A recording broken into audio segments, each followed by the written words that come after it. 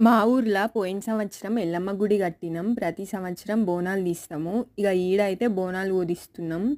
First గంధం పూసి మీదికేని పసుపు జల్లెడ పట్టినాం. ఇక పసుపు అంతా బోనం ఎత్తుకున్నోళ్ళ మీదనే రాలింది. ఈ మధ్య అందరు బోనాలకి కళ్ళు ముక్కు పెడుతున్నారు కదా అని మేము కూడా ట్రై చేసినాం. ఎల్లమ్మతో పాటు పోచమ్మకు కూడా బోనాలు తీస్తాము. ఇక ఈ బోనాలకైతే మనం ఎప్పుడు ఎట్లా చేస్తామో అట్లనే చేసినాం. ఎంతైనా మన పాత పద్ధతులే నయం అనిపిస్తాయి. బోనాలు ఊదిచ్చుడైతే అయిపోయినాయి. ఇక బోనం నింపుకోవాలి.